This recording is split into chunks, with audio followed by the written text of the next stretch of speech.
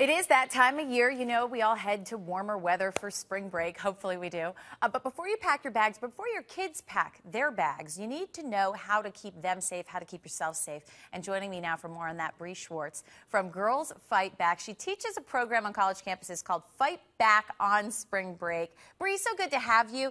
You know, a lot of parents, they worry. They don't want to keep their kids sheltered. They want them to go have experiences, but they worry because life has taught us that bad things can happen. What does it mean, fight back on spring break? Absolutely. Fight back on spring break means certainly go out and have a great time, but we just need to up the ante when it comes to our personal safety in those kinds of situations. You know, spring break is a wonderful time to go out, meet new people, try new things.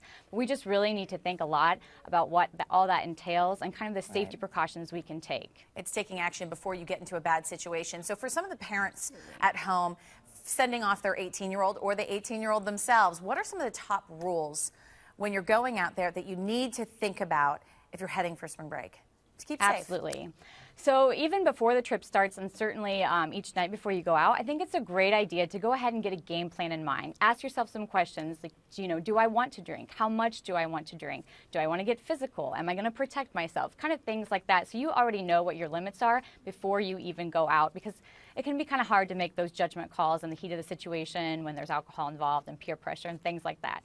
Our number one tip when it comes to social situations, and especially on spring break, go out with friends, go home with friends. You want to make sure you're going out with people that you know you can trust and that will have your back, and that you can help them out as well to make sure if, you know, certain situations arise that you do need help to get out of a certain situation. Do the rules change if you're leaving the country as opposed to maybe just heading down to the coast in the U.S.? I mean, as you know, if you're traveling, the laws of the United States don't always apply everywhere else, so you definitely have to keep that in mind. And I think you just need to make the choice that you're going to actively choose an awareness, even if you're in a situation where you maybe don't speak the same language as other people. Body language and tone of voice are a universal language. But I think the best rule we can give so you can be your own best protector in every situation is to trust your intuition, because it's going to be the thing that's going to lead you to the most, you know, ideal situation. I have to say, anytime you follow your gut, it's usually a good thing, and it usually is the right way to go. Bree Schwartz, thank you so much. Good to see you. Hope you have a good vacation if you're taking one. Thank you so much, Len. I appreciate it. And if you're taking a vacation, you can find more helpful spring break tips by heading to our website, HLNtv.com/weekendexpress.